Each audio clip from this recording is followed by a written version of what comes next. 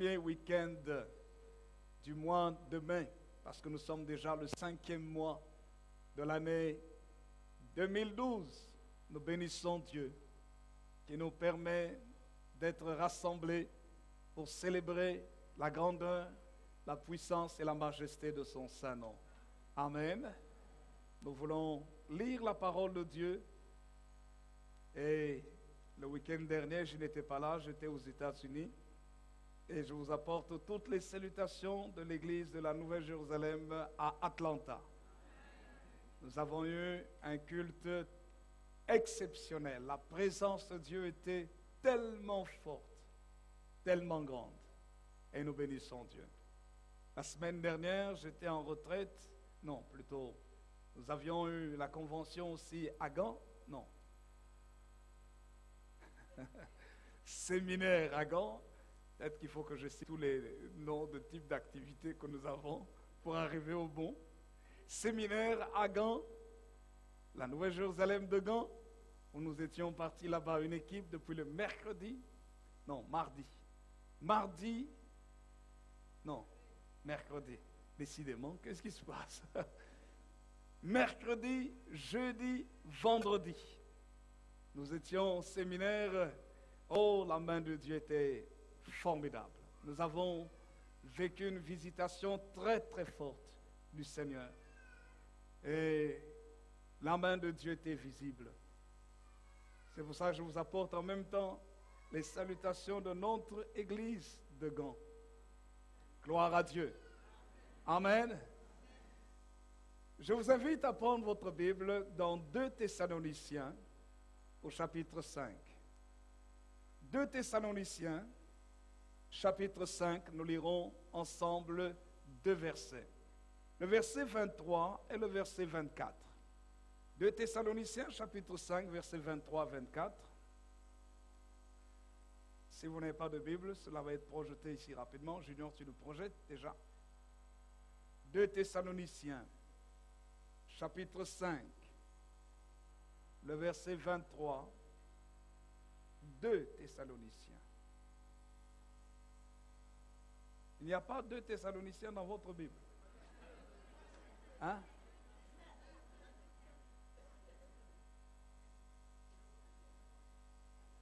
Pardon? Qu'est-ce que j'ai dit? 1 Thessalonicien.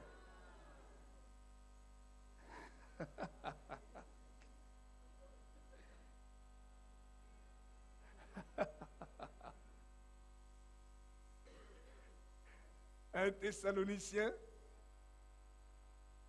chapitre 5, le verset 23 et le verset 24. Tous ensemble, nous lisons. Il faut projeter directement. Quand je dis avant, tu le projettes directement, même avant que je commence. D'accord? 1 Thessaloniciens, chapitre 5, le verset 23 et le verset 24. Il est écrit ceci.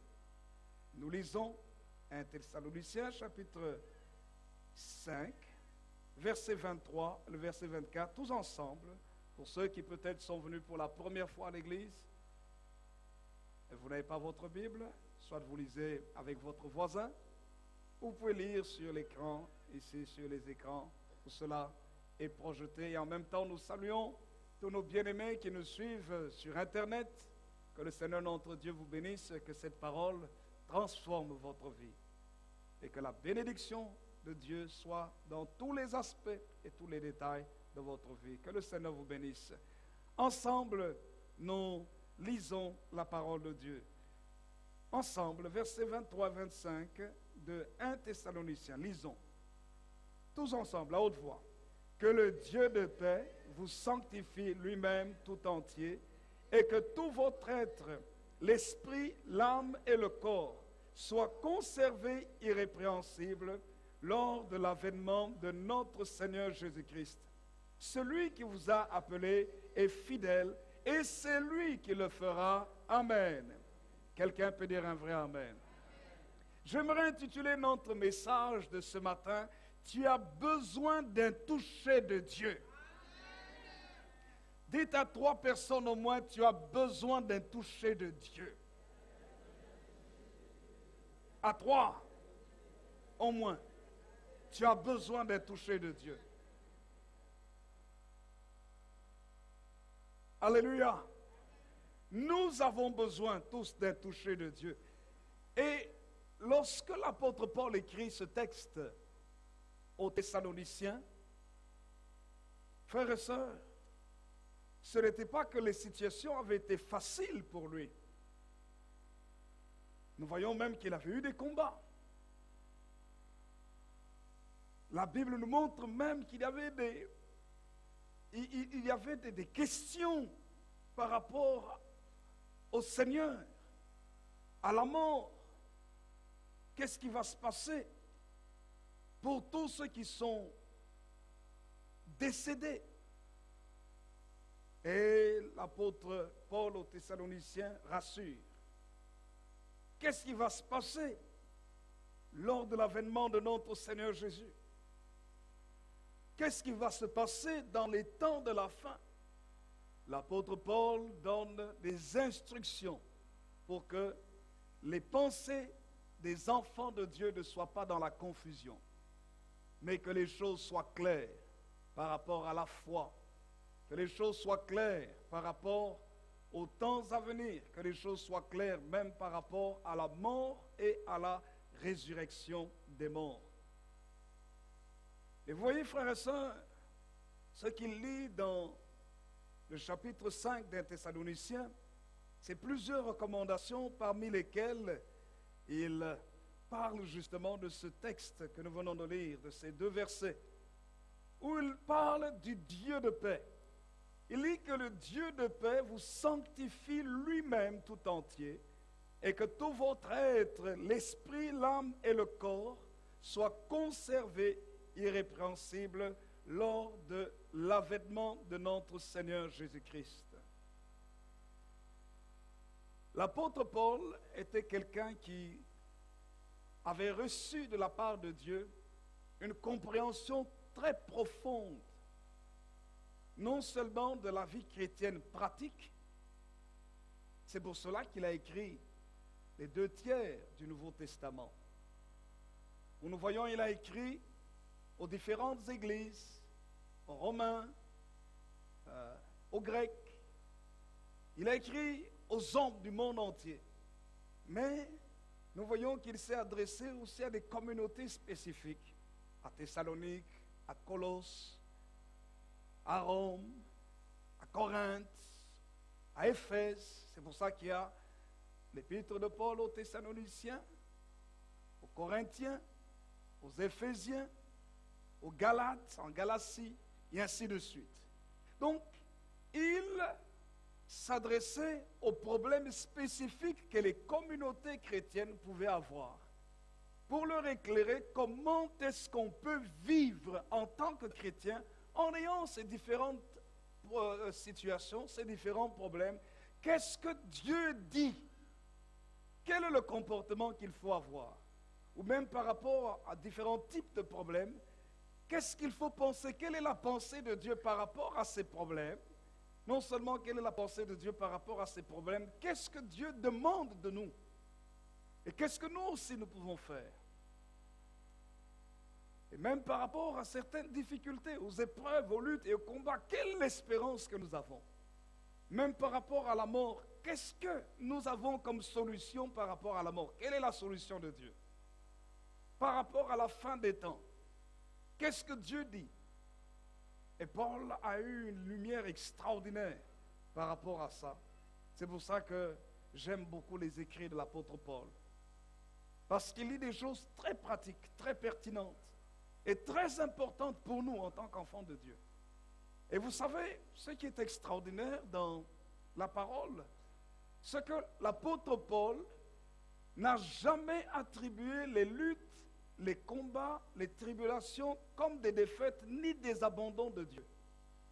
Au contraire, j'aime ce que Paul dit aux Romains, et j'aimerais que nous puissions le lire. Romains chapitre 8. Voici ce que l'apôtre Paul dit, Romains chapitre 8. le verset 38. Il paraît qu'il y a un prédicateur ambulant dans la salle. C'est un évangéliste ou un prédicateur ambulant? Annonce, enfant perdu dans la salle de culte.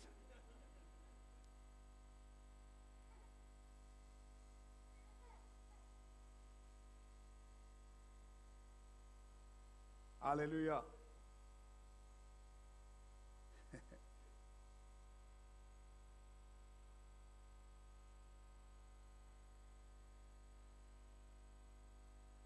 Ce que j'aime chez les enfants, c'est leur courage. Les enfants ne se préoccupent pas du nombre de personnes qu'il y a dans un endroit, ni des regards qu'il y a sur eux pour faire ce qu'ils veulent faire.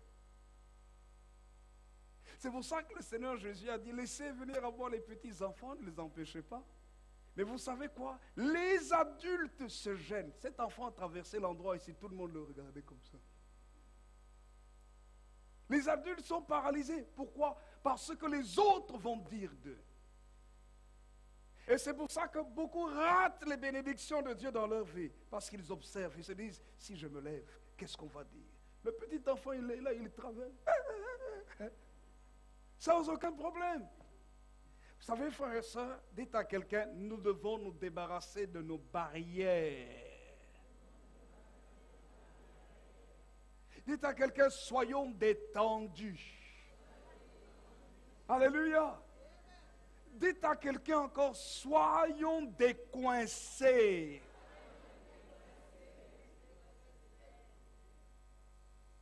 Regardez comment cet enfant, je l'ai vu, je l'ai observé. Il était là et puis il s'est mis à 3 mètres à peu près de nos bien-aimés là. Les deux, le frère et le papa. Mais j'ai vu le frère et le papa qui ont signalé un enfant. Mais l'enfant n'a pas bougé. Il a continué son mouvement. Mais eux, ils ne se sont pas levés.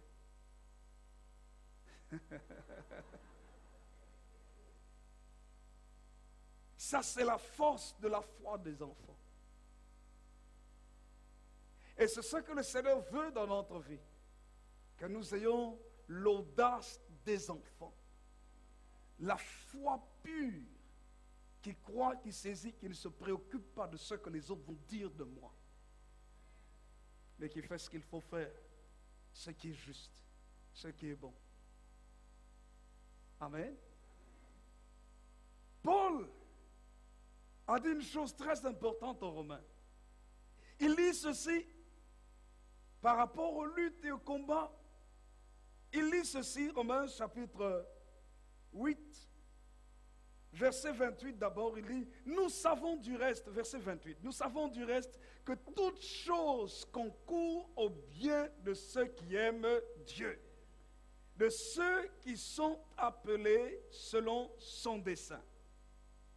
Donc il dit ici, lorsque tu as été appelé par Dieu, sache très bien que toute chose va concourir à ton bien. Donc Dieu va permettre en sorte que tout ce qui se passe te serve pour le bien de ta vie. Mais regardez, souvent, nous disons que quand nous avons des problèmes, c'est pas bien. Et on a l'impression que Dieu ne nous aime pas, que Dieu est loin de nous. Frères et sœurs, c'est un mensonge de Satan. Si tu aimes Dieu, tu t'es attaché à Jésus, Dieu va faire concourir même les choses difficiles pour ton bien, pour t'amener dans une position de victoire. Comme notre frère Jacques disait tout à l'heure dans sa prière, pas que nous puissions subir la vie, mais que nous puissions dominer dans la vie. Tu es dans des situations difficiles, mais dans ces situations, ce n'est pas elle qui te maîtrise, mais tu sais que Dieu les maîtrise et que toi, tu es dans la main de Dieu. C'est pourquoi Paul continue dans toujours Romains au chapitre 8, le verset 35. Il dit, qui nous séparera de l'amour de Christ? Alors regardez ce qu'il écrit maintenant. Il parle des difficultés. Il dit, sera-ce la tribulation, ou l'angoisse, ou la persécution, ou la faim, ou la nudité, ou le péril, péril ou l'épée, selon qu'il est écrit, c'est à cause de toi qu'on nous met à mort tout le jour, qu'on nous regarde comme des brebis destinées à la boucherie. Mais regardez, j'aime ce qu'il lit au verset 37.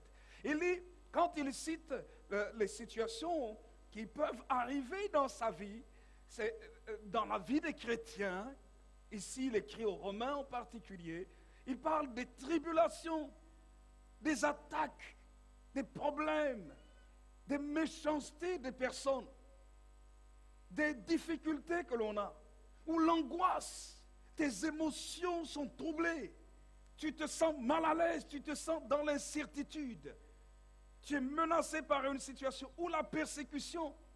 Les gens viennent contre toi, ils inventent des histoires où ils te créent des problèmes exprès pour te faire du tort. Ou la faim, c'est-à-dire vous n'avez pas de quoi subvenir correctement à vos besoins. Ou la nudité, vous n'avez pas de quoi vous vêtir correctement. Ou le péril, le danger, ou l'épée, c'est le symbole de la guerre.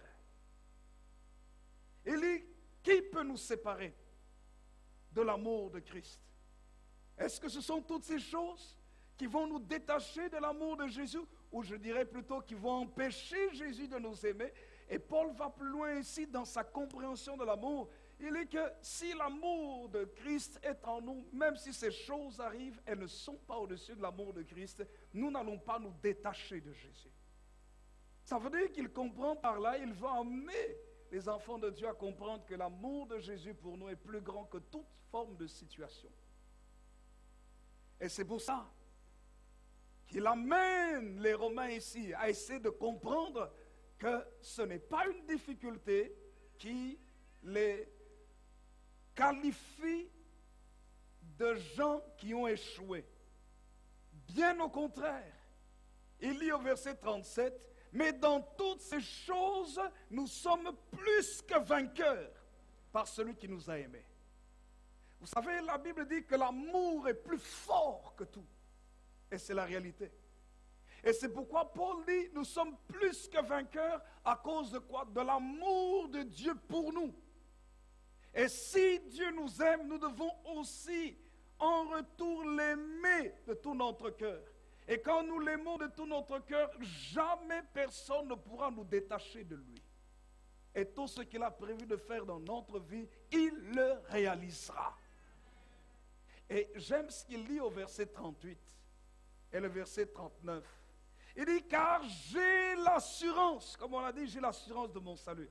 J'ai l'assurance que ni la mort, ni la vie, ni les anges, ni les dominations, ni les choses présentes, ni les choses à venir, ni les puissances, ni la hauteur, ni la profondeur, ni aucune autre créature ne pourra nous séparer de l'amour de Dieu manifesté en Jésus-Christ, notre Seigneur. Quelqu'un dit Amen. Béni soit le Seigneur. Voyez, Paul dit ni la mort, ni la vie, ni les anges, ni les dominations, rien ne pourra me séparer de l'amour de Dieu. Vous savez, pourquoi est-ce que Paul dit ça? Parce que bien souvent, quand la mort frappe à la porte, dans une famille, bien souvent, la famille dit, Seigneur, tu nous as abandonnés. Lorsque les problèmes arrivent, Seigneur, tu nous as abandonnés. Mais Paul dit que j'ai l'assurance, j'ai la certitude que rien ne pourra me séparer de l'amour de Dieu. Cet amour qui s'est manifesté en Jésus-Christ, notre Seigneur. Gloire à Dieu, frères et sœurs. Frères et sœurs, c'est pourquoi le diable fait tout pour combattre l'amour. L'amour dans les maisons, l'amour dans la vie chrétienne, l'amour dans le chrétien lui-même, l'amour les uns pour les autres, l'amour dans la société. Il fait tout. Parce qu'il sait très bien que l'amour est une puissance. Quand tu aimes, tu peux aller au-delà des difficultés de la vie. Quand tu aimes quelqu'un, tu vas aller au-delà de l'handicap de cette personne. Tu vas aller au-delà de ce que cette personne peut être ou peut paraître. Tu vas aller au-delà. Parce que l'amour est plus fort que tout. Même quand l'autre n'est plus là, l'amour peut continuer. L'amour est plus fort que tout. L'amour vient de Dieu. Et frères et sœurs, c'est pour ça qu'on a besoin de l'amour de Dieu dans nos cœurs. L'amour va te stabiliser dans ta position chrétienne. L'amour va te stabiliser dans tes relations. Combien de gens, pour un petit problème, se séparent? Et on se pose la question, quelle est la qualité, le type d'amour qu'il y avait dans leur cœur? Mais Dieu ne s'est jamais éloigné de nous, quelles que soient les situations. Et il ne veut pas s'éloigner de nous, quel que soit le problème. C'est pourquoi Paul, en écrivant aux Thessaloniciens, il leur dit une chose très très importante, comme nous l'avons lu. Il dit que le Dieu de paix vous sanctifie tout entier. Et que tout votre être, l'esprit, l'âme et le corps, soient conservés irrépréhensibles lors de l'avènement de notre Seigneur Jésus-Christ. Celui qui vous a appelé fidèle est c'est lui qui le fera. Paul disait dans ce texte que nous venons de lire de l'Épître aux Romains, il dit, car j'ai l'assurance que rien ne pourra me séparer de l'amour de Dieu, manifestant Jésus-Christ.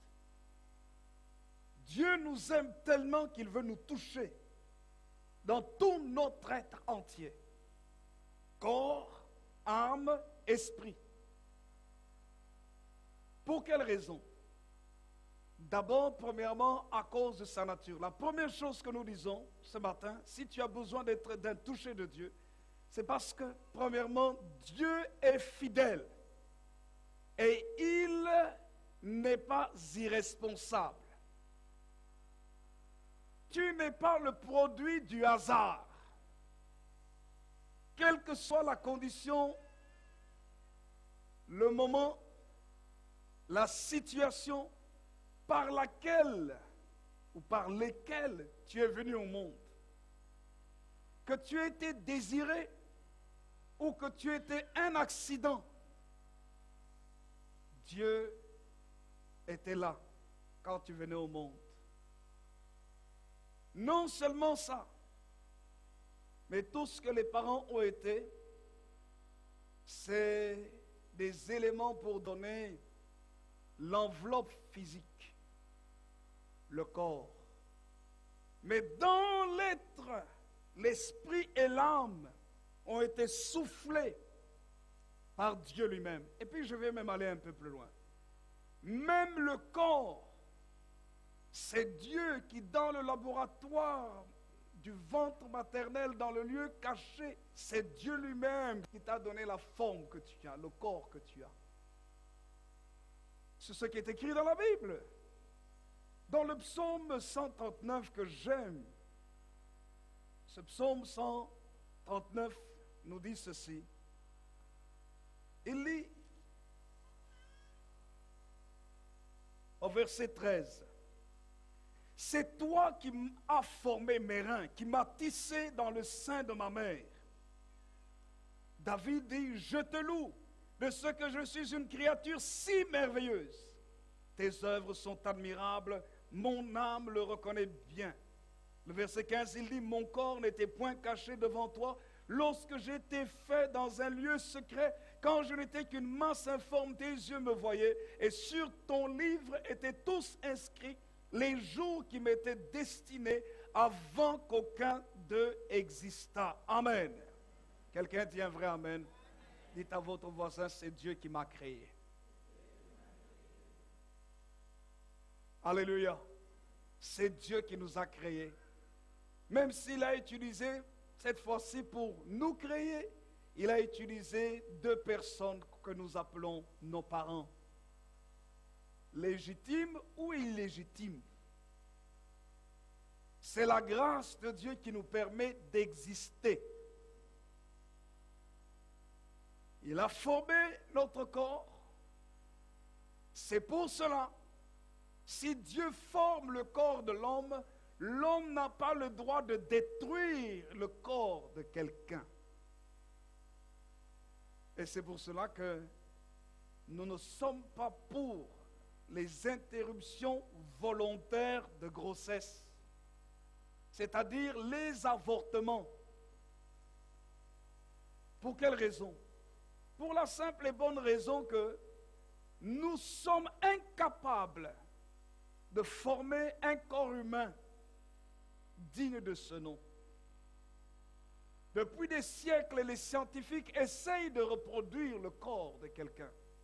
Tout ce qu'ils peuvent faire, c'est de prendre des cellules mâles, des cellules femelles, des gamètes mâles, gamètes femelles, les rassembler et laisser le processus naturel, le processus de Dieu se produire.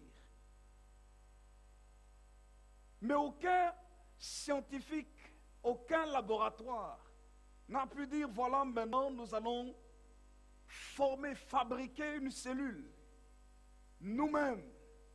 Et à partir de ces cellules, les différencier, faire des cellules musculaires, faire des cellules pour la peau, faire toutes sortes de cellules pour les différents éléments du corps, les cheveux, les sourcils, les poils, et tout cela, nous allons, les ongles, et nous allons former tout cela, cellules pour le muscle cardiaque, les cellules pour les poumons, les cellules respiratoires, aucun.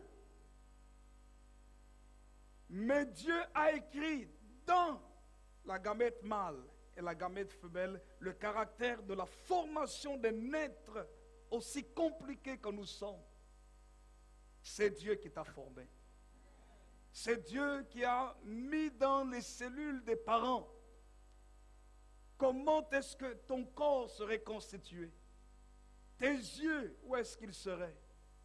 Ton cerveau, tes narines, ton cœur, tes poumons, tes muscles, tes os, ton squelette, tes nerfs, tout ton être entier.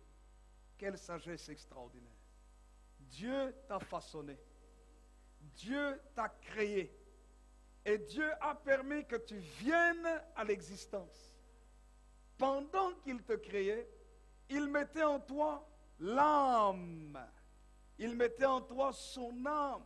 Ton âme, c'est-à-dire ta vie. Ce qui permet que tu sois une personne qui a des émotions, une personne qui a une volonté, une personne qui a des sentiments, une personne qui peut penser. C'est ça ton âme. Une personne qui peut désirer faire quelque chose, soit le bien, soit le mal. Et c'est Dieu qui a placé ton âme dans ton corps. Et non seulement Dieu l'a fait ainsi, mais Dieu a placé son esprit. Il t'a donné un esprit, ton esprit. C'est par ton esprit que tu peux avoir la capacité d'entrer en communion avec Dieu, de savoir si Dieu est là ou pas. C'est dans ton âme que tu peux sentir que quelqu'un t'aime. Mais c'est dans ton corps que tu peux sentir, à partir de ton corps, si une chose est chaude ou froide. Et c'est dans ton esprit que tu peux sentir si Dieu est présent ou si c'est le diable ou les démons qui sont présents. C'est dans ton esprit. Corps, âme, esprit ont été formés par Dieu. Et c'est ce que tu es. Béni soit le nom du Seigneur. Dans sa responsabilité, il t'a créé. Écoutez-moi bien. Dans sa fidélité, il te donne la vie. Il te conserve la vie. C'est un Dieu fidèle. Tu as besoin d'un toucher de Dieu dans ta vie. À cause de sa fidélité, tant que tu existes, il te touchera. Dites à votre voisin, Dieu me touchera encore. Qui a besoin que Dieu le touche? Moi, j'ai besoin que Dieu me touche tous les jours. Je vous assure. Parce que quand je lis la Bible, je dis, oh Seigneur, j'ai besoin que tu me touches. Quand mon corps est fatigué, je dis, Seigneur, touche mon corps. Quand tes émotions partent dans tous les sens, tu dis, Seigneur, touche mon âme. Quand à un moment donné, tu sens que les puissances des ténèbres, les esprits d'angoisse, les puissances du mal attaquent ton être, tu sens une atmosphère bizarre. Tu dis, Seigneur, j'ai besoin que tu touches mon esprit. Donne-moi un esprit fort. Béni soit le nom du Seigneur. Dieu est fidèle. Vous savez, ça me donne beaucoup d'assurance de m'attacher au Seigneur. Pas à cause de ma prière, pas à cause de mes jeûnes, pas à cause de tout ce que je peux faire d'abord. C'est bon, mais d'abord à cause de Dieu lui-même. C'est-à-dire son caractère, sa fidélité. Dieu est fidèle.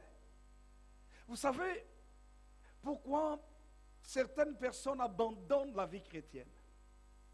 Certaines personnes abandonnent même le fait de venir à l'église, abandonnent le fait de s'attacher à Dieu parce qu'elles font les choses pour Dieu.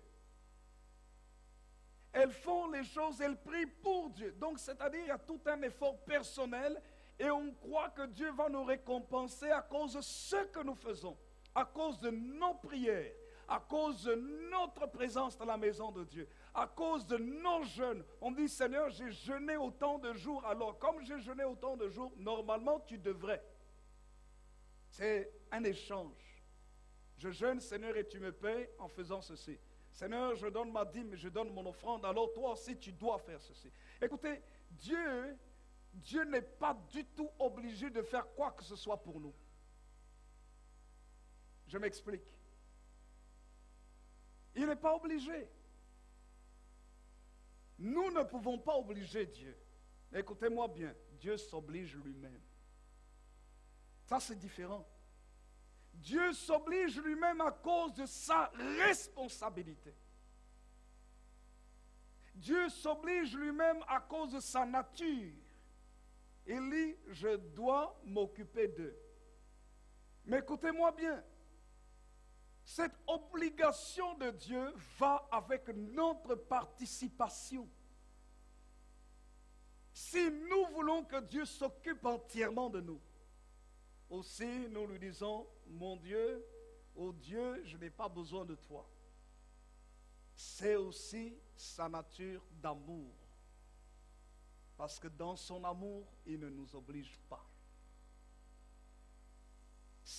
Moi, ça m'étonne. Le caractère de Dieu me surprend. Comment dans sa grandeur, son immensité, vous savez, quand j'étais dans l'avion le week-end dernier, je crois qu'on venait de décoller, et le ciel était très bleu, il n'y avait pas de nuages. Alors comme j'étais juste au niveau du hublot, je regardais à l'extérieur. Et au plus on s'élevait, au plus les hommes disparaissaient, et tout ce qu'il y avait par terre, les maisons, les voitures, c'était des minuscules. C'était tout petit. Et à un moment donné, quand on se levait, on avait l'impression que les maisons, les voitures, c'était des petits jouets. Et puis après, c'était des choses petites, insignifiantes. Et je me suis dit, nous là, d'abord quand je suis dans l'avion, là, on est dans l'avion au-dessus, on ne voit personne, on ne voit pas l'être humain qui est en bas. Comme des petits microbes, même pas des microbes. Et cependant, Dieu respecte la volonté de ce petit microbe. Ça m'étonne. Il n'est pas obligé, mais il choisit de le faire. Dans sa souveraineté. Alléluia. Il choisit. Le caractère de Dieu nous pousse à, lorsque nous le comprenons, à rechercher qu'il nous touche. Parce qu'il est fidèle. On a l'impression que Dieu change. Frères et sœurs, Dieu ne change pas.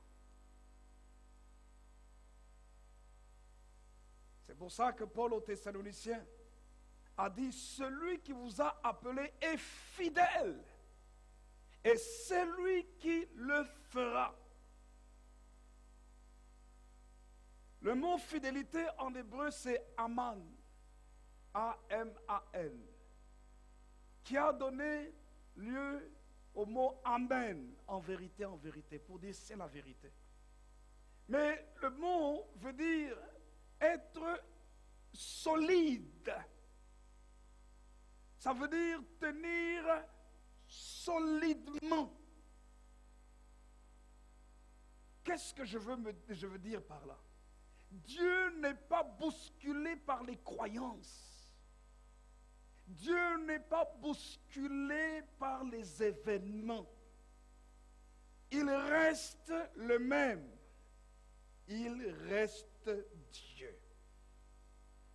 Sa puissance n'est pas du tout entamée, touchée par qui que ce soit, ni par les démons, ni par les hommes qui gonflent les épaules en disant nous ne croyons pas en Dieu. Ça n'affecte Dieu en rien, parce que dans sa nature, il reste le même. Ça ne diminue en rien sa puissance, parce qu'il reste solidement ce qu'il est. Pourquoi les Juifs ont pu résister aux guerres mondiales? On a tué 6 millions de Juifs. Est-ce que vous croyez que parce qu'on les a tués, ça les empêche de continuer à prier Dieu? Ils continuent. Ils ont été dans les chambres à gaz. Ils ont vécu des horreurs, des atrocités, des expériences vivantes sur eux.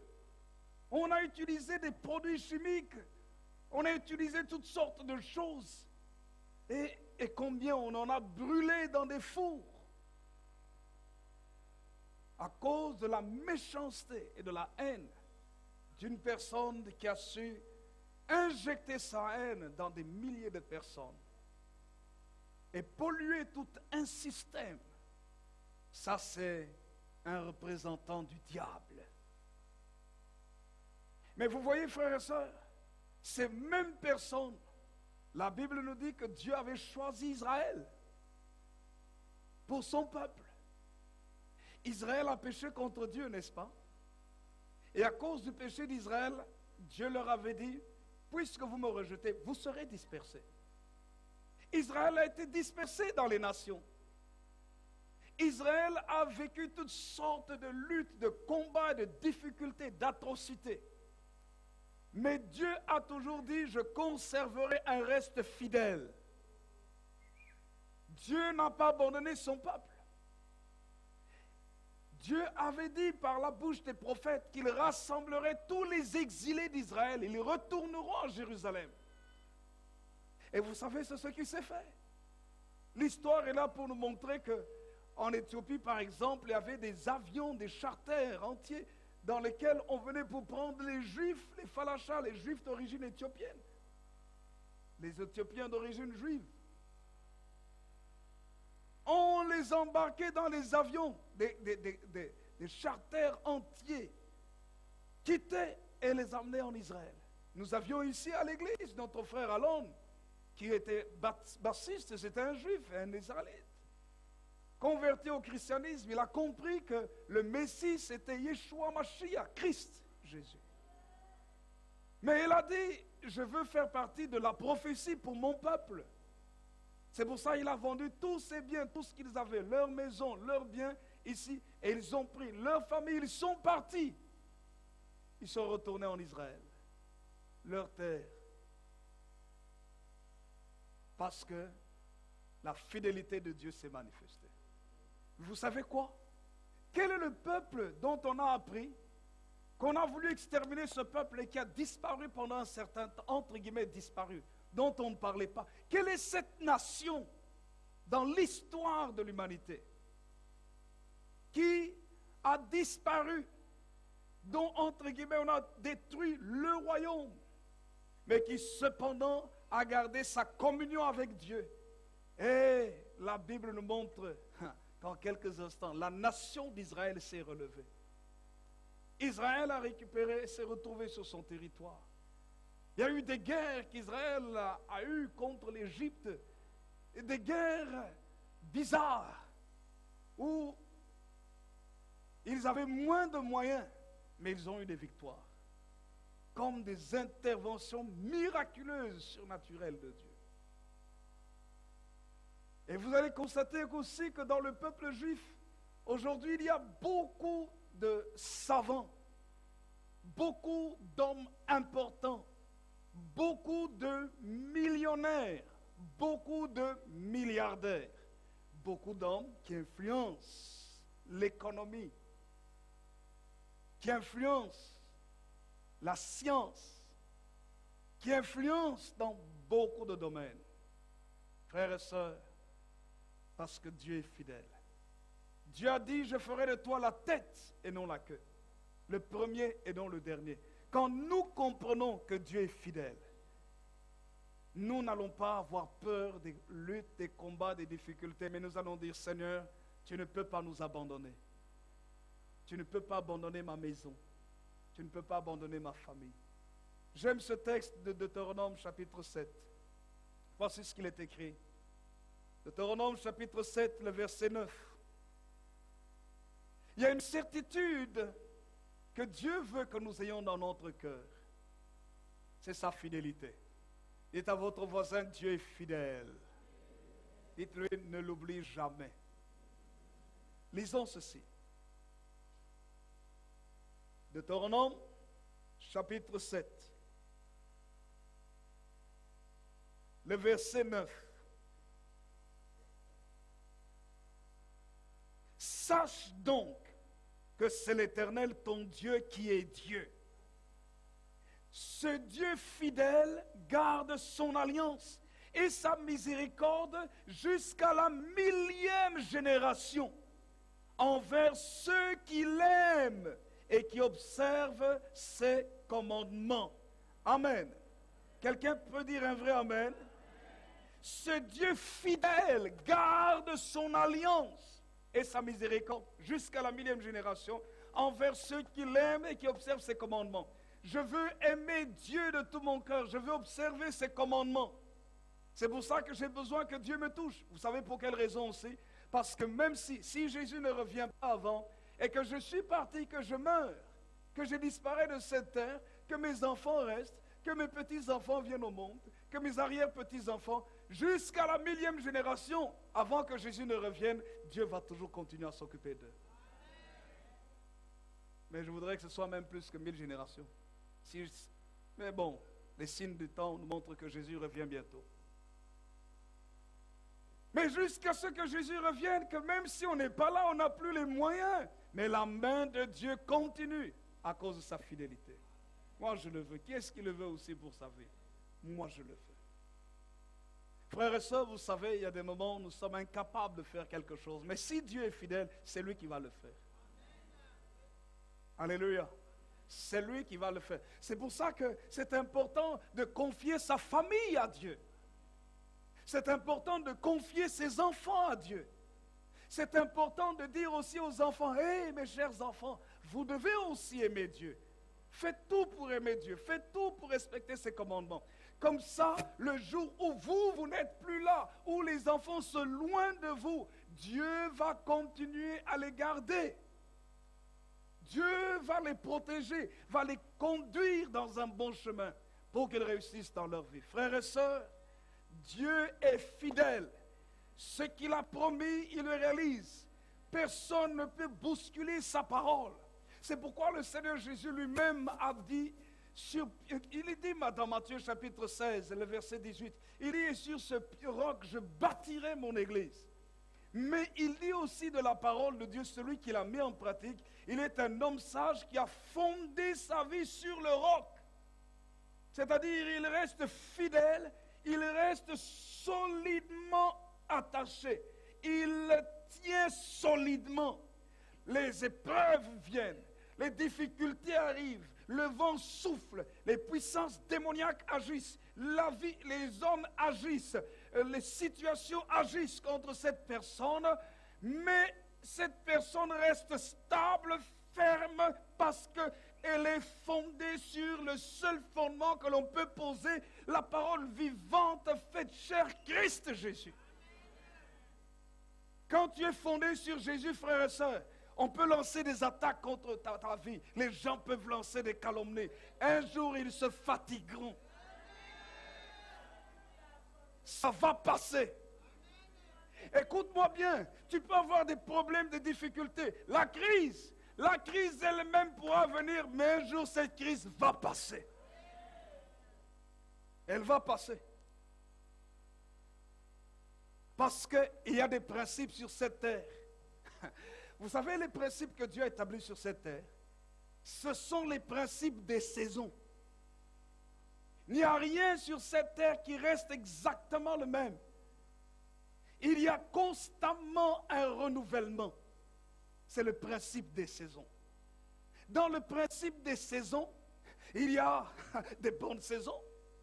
Il y a aussi des mauvaises saisons. Il y a des saisons de pluie. Il y a des saisons sèches. Il y a les 4 saisons que nous avons. Le printemps, l'été, l'automne, l'hiver. Mais l'hiver ne reste pas éternellement. Après l'hiver, le printemps revient. Ça veut dire que tu ne resteras pas toujours dans la saison hivernale. Écoutez-moi bien. Dieu, quand nous comprenons que même la saison hivernale est bonne, alors nous sommes tranquilles. Parce que nous savons que c'est Dieu qui a fait les saisons. Dans la saison hivernale, quand tu as des luttes et des combats, dans la saison automnale, quand les choses commencent à se perdre, tu ne perds rien. Mais Dieu te permet de te détacher de ce qui est vieux parce qu'il veut te donner ce qui est neuf. Souvent, nous ne comprenons pas. Souvent, nous disons, oui, mais mes amis, tous m'ont abandonné. Oui, tous t'ont abandonné parce qu'il faut qu'ils tombent et qu'il y ait de nouvelles personnes qui viennent. Il faut qu'il y ait un renouvellement. C'est pour ça que quand Jésus, tout le monde a abandonné Jésus, Jésus ne s'est pas inquiété que tous l'aient abandonné. Je parlais pendant la semaine à Gand sur Jean chapitre 6, où les disciples ont abandonné le Seigneur Jésus. Et Jésus a dit à ses 12 apôtres, et vous, vous ne voulez pas aussi vous en aller? Pierre qui dit, à qui d'autre irions-nous, Seigneur? Tu as les paroles de la vie éternelle. Nous avons cru et nous avons connu que tu es le Christ, le Fils du Dieu vivant. Pourquoi est-ce que Jésus leur permettait aussi de partir? Jésus ne craignait pas. Parce qu'il savait qu'en lui, il avait le principe de la vie. Quand un arbre a en lui le principe de la vie, écoutez-moi bien, l'arbre a en lui le principe de la vie, quand l'automne arrive, les feuilles commencent à tomber. Quand l'hiver arrive, il n'y a plus de fruits, plus de feuilles sur l'arbre. Mais ce n'est pas pour ça que l'arbre est mort. L'arbre est toujours vivant. Puisque l'arbre est toujours vivant, quand le printemps arrive, les premières choses qui commencent, ce sont les bourgeons. Et vous savez quoi? Avant que les fruits n'arrivent, ce sont les fleurs et le bon parfum qui commencent à sortir. C'est pour dire que quand tu as la vie de Dieu en toi, c'est pas grave. Tu es un inconnu, on ne s'occupe pas de toi. Tu es un arbre avec des branches, personne ne te regarde parce qu'il n'y a aucune fleur, il n'y a aucune feuille, il n'y a aucun fruit. Mais ce n'est pas grave, reste enraciné. Quand tu restes enraciné, sache très bien que le principe de saison a été établi par Dieu.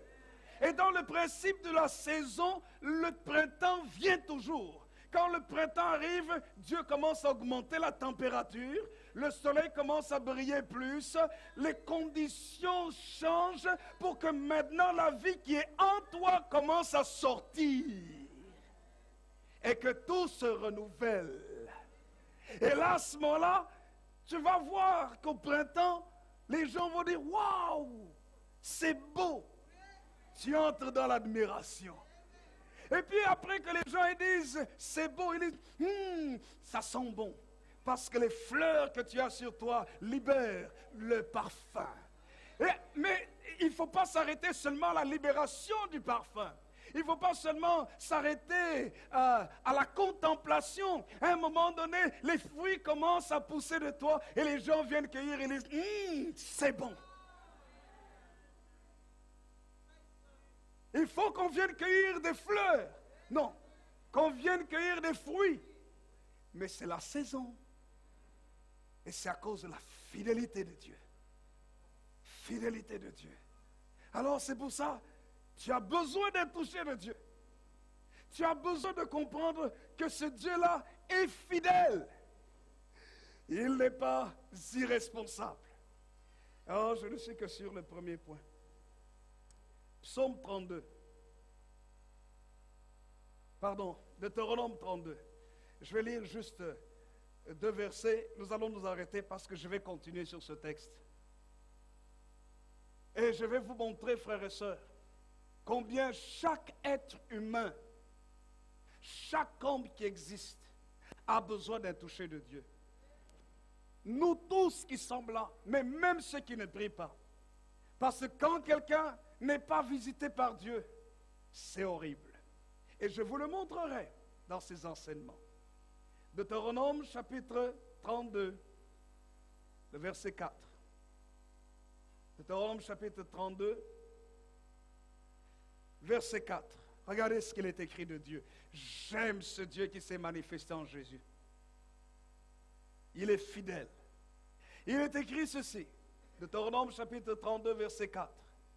Lisons tous ensemble. Lisons. Il est le rocher. Ses œuvres sont parfaites, car toutes ses voies sont justes. C'est un Dieu fidèle et sans iniquité. Il est juste et droit. Amen. Regardez ce qu'il est écrit. Il est le rocher. Personne ne peut le déstabiliser, le détrôner.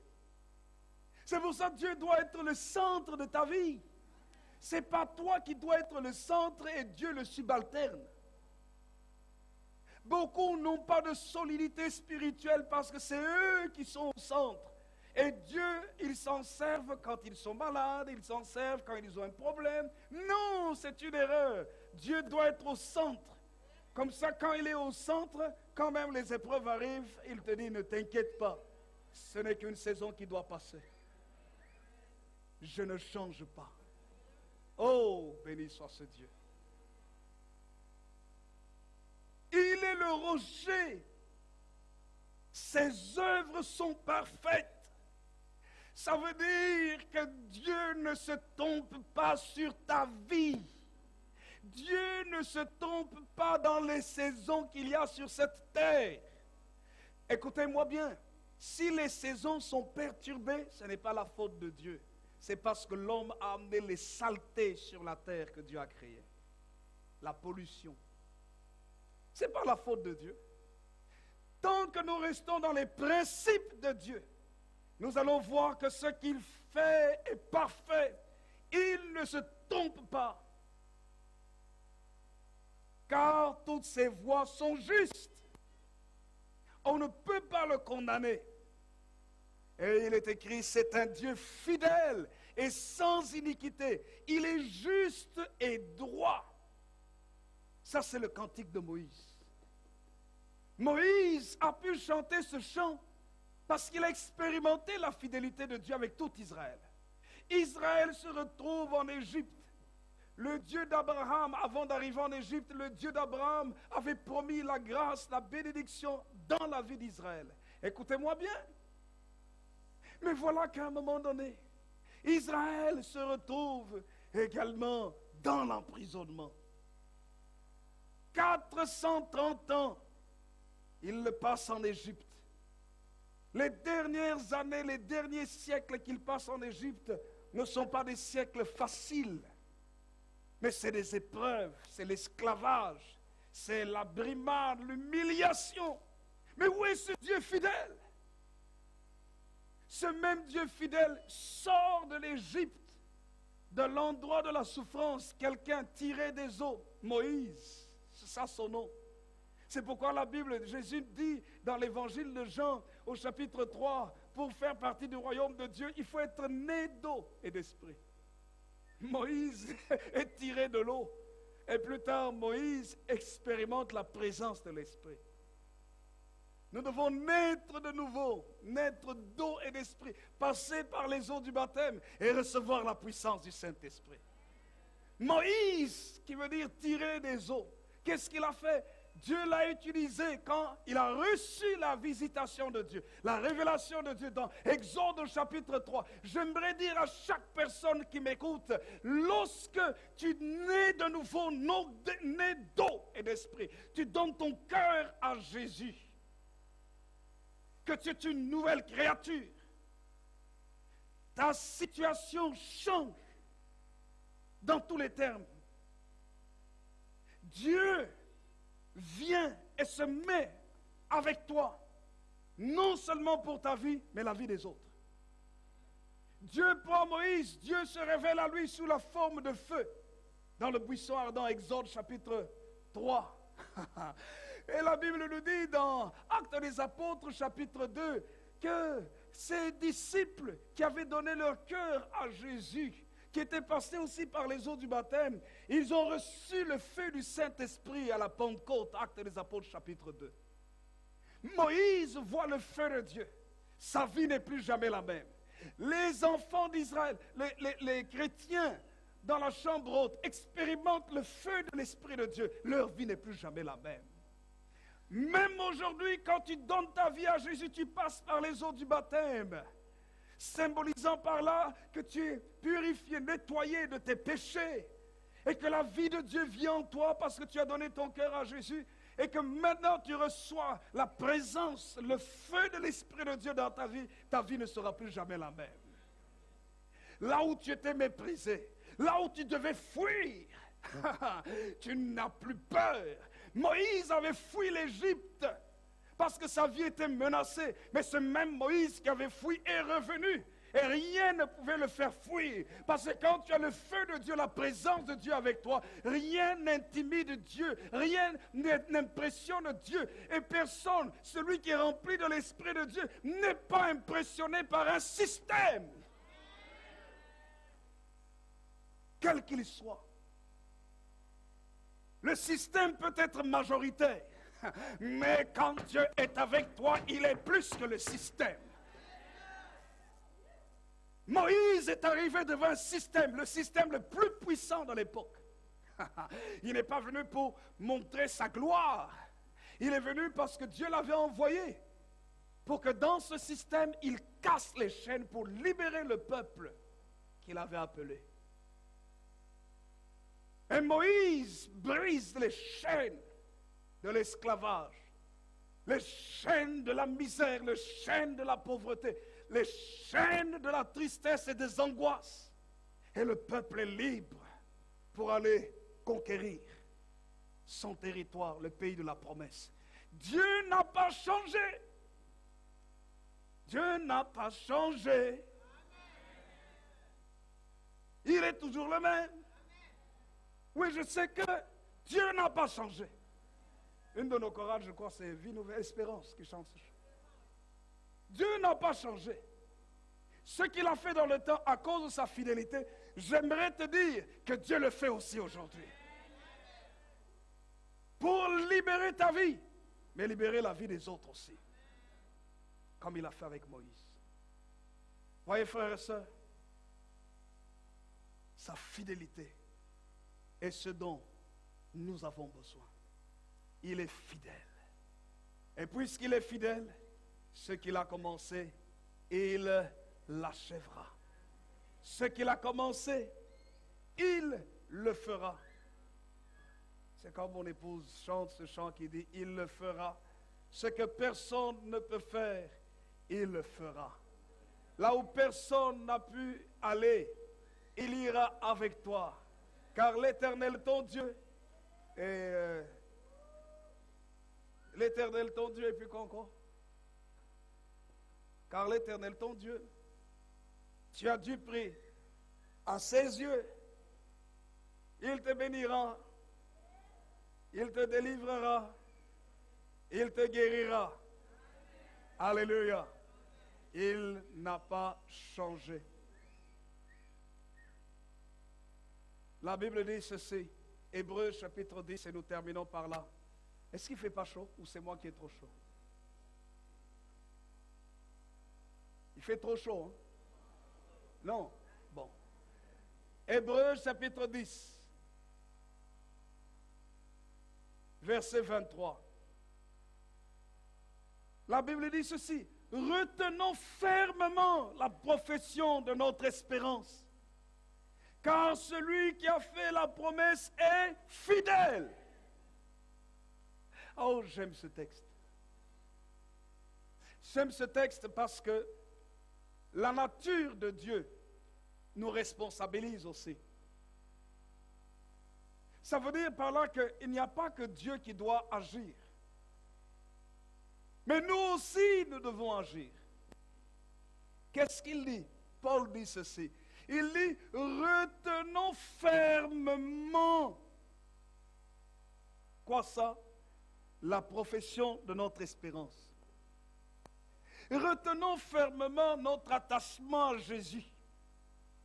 Retenons fermement notre communion avec lui. Pour quelle raison? Parce que les promesses qu'il a faites, il les tiendra. Il est fidèle. Il ne peut pas se renier lui-même. C'est pour ça que tu as besoin d'être touché de Dieu. Et c'est pour ça que j'aimerais te dire, Dieu va te toucher.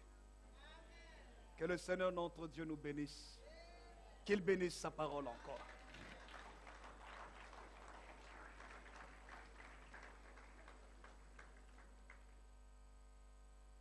Je voudrais vous inviter à vous lever tous ensemble. Il va te toucher. Il n'a pas changé. Ce matin, je ne voudrais pas d'abord que tu regardes ta situation, ton besoin. Non, s'il vous plaît. Vous savez pour quelle raison? La raison est simple.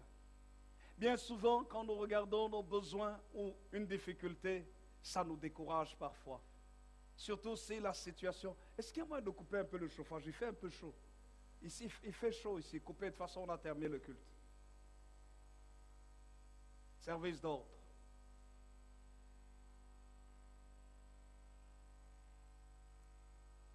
Quand nous regardons nos situations, frères et sœurs, parfois tu peux te décourager. Qui est d'accord avec moi? N'est-ce pas, ma soeur Mercedes? C'est la réalité. Hein, n'est-ce pas, ma soeur Sylvie? C'est la réalité. N'est-ce pas, mon frère Alain? C'est la réalité. N'est-ce pas, mon mari? C'est la réalité. Mais vous savez, est-ce que vous savez que Dieu ne nous appelle pas à regarder nos situations d'abord? Il ne nous appelle pas à regarder nos situations d'abord. Vous savez, quand mon épouse est tombée malade, j'ai refusé de regarder à sa situation. J'ai refusé de regarder à ma situation familiale. J'ai refusé de regarder à ce que les médecins pouvaient dire. Je me suis dit, Seigneur, je vais te regarder toi. Comment tu regardes Dieu dans la prière? Écoutez-moi bien. Vous savez ce que nous faisons? Nous commençons par l'extérieur, c'est-à-dire notre corps. Mais lisez le texte de Thessaloniciens 5 que nous avons lu. Je crois que vous n'avez pas fait attention à ça. Qu'est-ce que Paul dit? Paul dit que l'esprit, l'âme, le corps. C'est-à-dire, Paul commence par ce qui est intérieur. L'esprit, c'est ta communion avec Dieu. Et ensuite, tes émotions, ton âme, ta vie, et puis l'extérieur, ton corps. C'est pourquoi je dis, Seigneur, quel que soit ce que je vois à l'extérieur de moi, les situations matérielles, je veux d'abord entrer en moi, je veux être en communion avec toi. Au travers de la prière, au travers du jeûne, au travers de la méditation de la parole, pour recevoir de toi la direction. Alors à ce moment-là, tu te rends compte que quelle que soit la situation, elle est petite à côté de Dieu. Dieu est grand. Quelqu'un dit un vrai amen. Alors si Dieu est grand, tu peux vivre la paix dans le cœur, la paix dans le cœur. N'est-ce pas, docteur Jean, docteur Liqueté? La paix dans le cœur. La paix dans le cœur. Parce que notre Dieu est fidèle. J'aimerais que vous puissiez dire à 3 personnes au moins, Dieu est fidèle. Dites-le au moins à 3 personnes. Dieu est fidèle. Dieu est fidèle. Regarde à Dieu. Je ne vais pas faire un appel ce matin. Je vais vous expliquer pour quelle raison. Parce que si je fais un appel ce matin, tout le monde peut venir. C'est pour ça que cet appel s'adresse à nous tous. Non, c'est moi qui vous parle, mais j'ai besoin que Dieu me touche. Parce que tous nous avons des situations. Mais tous nous avons besoin de voir la grandeur de notre Dieu. Quelqu'un est d'accord avec moi? Alors, est-ce que toute l'assemblée peut se lever, s'il vous plaît? Si vous pouvez vous lever, c'est bien. Sauf en cas contraire, en cas de bénédiction fatigante. La bénédiction fatigante, c'est la grossesse. Quand le ventre est lourd. Mais c'est des bonnes fatigues. Mais ensemble, frères et sœurs, est-ce qu'on peut lever nos mains? N'est-ce pas, mon frère Pierrot? Dieu est fidèle, hein, Pierrot? N'est-ce pas, ma sœur Karine? Il est fidèle. Il ne change pas, ce Dieu-là. Oh, je sens sa présence. C'est un Dieu d'amour. N'est-ce pas, ma sœur Jacqueline? C'est un Dieu d'amour. Hé, maman, il est fidèle. Ça n'a rien à voir avec ce que nous vivons d'abord. N'est-ce pas, Eric? Fixons nos yeux sur lui. Il est fidèle. Il ne change pas. Ensemble, j'aimerais que nous puissions lever nos mains vers lui. Simplement. Nous n'avons pas besoin de choses extraordinaires. Nous avons besoin de lui dire, Seigneur, donne-moi de comprendre ta fidélité. Donne-moi de réaliser que tu es toujours assis sur le trône. Que tu es le maître des circonstances, le maître des temps, que tu n'as pas changé. Ensemble, parlons-lui. Disons-lui, Seigneur, moi j'ai besoin. Vous savez, quand je vous prêche, je dis, Seigneur, j'ai besoin de toi encore. Nous tous, nous avons besoin de lui. Nous tous, nous avons besoin de Jésus.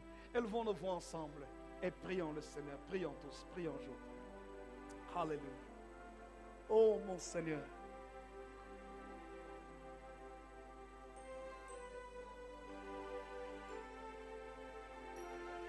Tu es ce Dieu fidèle, plein de grâce et de bonté. Dieu merveilleux. Tu es le rocher. Puisque tu es ce rocher, nous avons besoin d'un toucher de ta part. Le toucher dans notre pensée, dans notre âme, dans notre corps. Seigneur, d'abord parce que dans notre esprit, nous réalisons qui tu es. Seigneur, notre Dieu, tu n'as pas changé. Tu es le même hier, tu es le même aujourd'hui, tu es le même éternellement. À toi soit la gloire, à toi soit le règne, à toi soit l'autorité.